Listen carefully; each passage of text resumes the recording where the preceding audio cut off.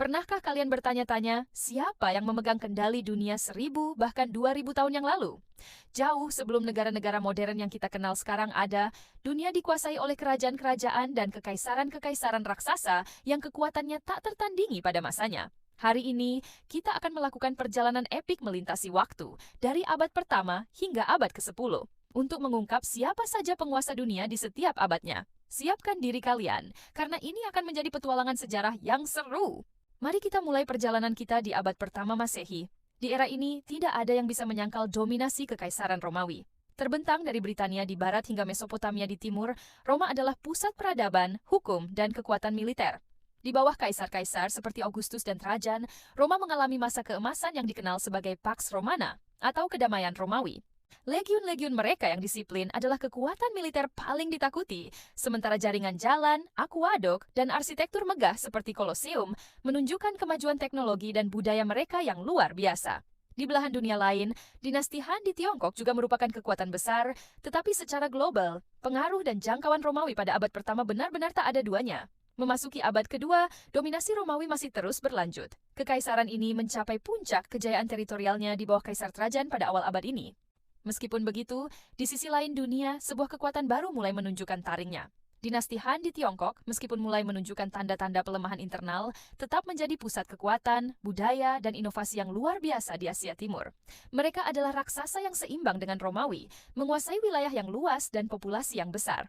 Jadi, untuk abad kedua, kita bisa mengatakan bahwa dunia memiliki dua kutub kekuatan utama, Kekaisaran Romawi di barat dan dinasti Han di timur. Keduanya adalah peradaban adidaya pada masanya. Abad ketiga menjadi saksi dari periode yang sangat sulit bagi Kekaisaran Romawi, yang dikenal sebagai krisis abad ketiga. Perang saudara, invasi suku barbar, dan ketidakstabilan ekonomi membuat kekaisaran ini berada di ambang kehancuran. Sementara Roma sedang berjuang, di Persia, sebuah kekaisaran baru yang perkasa bangkit dari puing-puing Kekaisaran Parthia. Inilah Kekaisaran Sasania, dipimpin oleh raja-raja yang ambisius seperti Ardashirmes dan Shapur-Imert. Sasania dengan cepat menjadi musuh bebuyutan Roma di timur. Mereka berhasil merebut wilayah dari Romawi dan bahkan menangkap Kaisar Romawi Valerian dalam pertempuran. Dengan kekuatan militer yang terorganisir dan budaya yang kaya, Kekaisaran Sasania jelas merupakan kekuatan dominan yang baru dan paling berpengaruh di abad ketiga. Saat kita melangkah ke abad keempat, peta kekuatan dunia kembali berubah. Kekaisaran Romawi di bawah kepemimpinan Konstantinus Agung berhasil bangkit dari krisis. Konstantinus tidak hanya menyatukan kembali kekaisaran, tetapi juga melakukan dua hal monumental, memindahkan ibu kota ke Konstantinopel dan melegalkan agama Kristen. Langkah ini memberikan kehidupan baru bagi separuh timur kekaisaran. Namun, di India, sebuah dinasti emas sedang mencapai puncaknya, Kekaisaran Gupta. Di bawah pimpinan Chandragupta II, era Gupta dikenal sebagai zaman keemasan India, dengan kemajuan pesat dalam sains, matematika, seni, dan sastra. Meskipun Romawi masih sangat kuat, pengaruh dan kemakmuran Kekaisaran Gupta di Asia Selatan menjadikannya salah satu kekuatan terkuat dan paling maju secara budaya di dunia pada abad keempat. Abad kelima adalah abad yang penuh gejolak. Di barat, Kekaisaran Romawi akhirnya runtuh di bawah tekanan invasi suku-suku Germanik yang berpuncak pada penjarahan Roma pada tahun 476. Ini adalah akhir dari sebuah era. Namun, separuh timur kekaisaran, yang sekarang kita kenal sebagai Kekaisaran Bizantium, tetap bertahan dengan ibu kotanya yang megah, Konstantinopel. Sementara itu, di padang rumput Eurasia, sebuah kekuatan nomaden yang menakutkan muncul di bawah pimpinan Attila Sang Hun. Pasukan Hun menyapu seluruh Eropa, menebar teror dari Laut Hitam hingga Galia.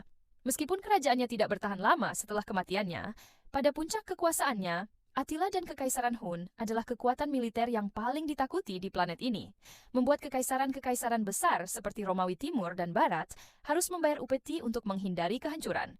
Memasuki abad ke-6, panggung dunia didominasi oleh Kekaisaran Bizantium di bawah salah satu kaisar terbesarnya, Justinianus the Proud.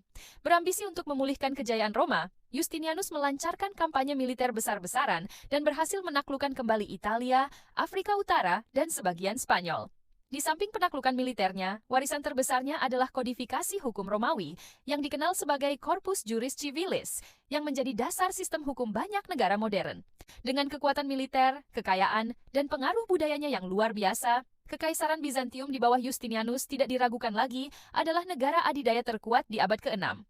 Abad ke-7 membawa perubahan dramatis yang akan membentuk dunia selama berabad-abad mendatang. Di Jazirah Arab, munculnya Islam dan penyatuannya di bawah kepemimpinan Nabi Muhammad dan para khalifah penerusnya yang dikenal sebagai Khulafaur Rasyidin menciptakan sebuah kekuatan baru yang luar biasa. Dalam waktu beberapa dekade, pasukan Muslim berhasil menaklukkan Kekaisaran Sasaniyah yang perkasa dan merebut provinsi-provinsi terkaya Bizantium seperti Suriah, Palestina, dan Mesir. Ekspansi yang begitu cepat dan kesuksesan militer yang spektakuler ini menjadikan Kekhalifahan Rasyidin dan kemudian dilanjutkan oleh Kekhalifahan Umayyah sebagai kekuatan politik dan militer paling dominan dan dinamis di dunia pada abad ke-7. Di abad ke-8, momentum ekspansi Islam terus berlanjut di bawah Kekhalifahan Umayyah dan kemudian digantikan oleh Kekhalifahan Abbasiyah. Wilayah kekuasaan mereka terbentang dari Spanyol di barat hingga perbatasan India dan Tiongkok di timur. Ini adalah salah satu kekaisaran terbesar dalam sejarah. Namun pada saat yang sama, di Asia Timur, dinasti Tang di Tiongkok sedang berada di puncak zaman keemasannya. Dengan budaya kosmopolitan, ekonomi yang makmur, dan kekuatan militer yang tangguh, Tiongkok di bawah dinasti Tang adalah pusat peradaban dunia. Kota utamanya, Chang'an, adalah kota terbesar dan termegah di planet ini. Sulit untuk memilih satu, jadi abad ke-8 bisa dibilang memiliki dua pusat kekuatan global, Kekhalifahan Abbasiyah di barat dan dinasti Tang di timur. Memasuki abad ke-9, Kekhalifahan Abbasiyah mulai menunjukkan tanda-tanda fragmentasi, meskipun Baghdad tetap menjadi pusat intelektual dan budaya dunia. Sementara itu, di Eropa, sebuah kekuatan baru yang signifikan muncul dari kegelapan pasca Romawi. Dialah Kekaisaran Karoling di bawah pimpinan Charlemagne atau Carolus Agung. Charlemagne berhasil menyatukan sebagian besar Eropa Barat, termasuk Prancis, Jerman, dan Italia modern, untuk pertama kalinya sejak zaman Romawi. Pada tahun 800, ia dinobatkan sebagai Kaisar Romawi oleh Paus, yang menandakan kebangkitan kembali gagasan kekaisaran di Barat. Meskipun tidak sebesar Abbasiyah, pengaruh Karoling dalam membentuk identitas Eropa masa depan menjadikannya kekuatan yang paling menentukan di abad ke-9. Akhirnya, kita tiba di abad ke-10. Kekaisaran Karoling telah terpecah-pecah dan Kekhalifahan Abbasiyah semakin melemah karena perang saudara dan pemberontakan. Di Tiongkok, dinasti Tang yang perkasa telah runtuh menyebabkan periode perpecahan. Di tengah kekosongan kekuasaan ini, dinasti Song bangkit di Tiongkok pada akhir abad tersebut dan dengan cepat menjadi negara paling maju di dunia. Mereka memimpin dalam inovasi teknologi seperti bubuk mesiu, percetakan, dan kompas. Dengan populasi besar, ekonomi yang canggih, dan birokrasi yang efisien, dinasti Song, meskipun tidak seagresif kekaisaran sebelumnya dalam ekspansi militer, adalah kekuatan ekonomi dan teknologi terdepan di dunia pada abad ke-10. Dan begitulah perjalanan kita melintasi 1000 tahun pertama Masehi. Dari legiun Romawi hingga para sarjana di Baghdad dan inovator di Tiongkok, setiap abad memiliki penguasanya sendiri yang membentuk jalannya sejarah. Dunia kuno dan abad pertengahan adalah tempat yang dinamis dan terus berubah. Terima kasih banyak sudah menonton sampai akhir. Sejarah mana yang paling membuat kalian terkesan? Beritahu kami di kolom komentar ya. Jangan lupa untuk like, share, dan subscribe channel ini agar tidak ketinggalan video-video menarik lainnya. Sampai jumpa di petualangan sejarah berikutnya.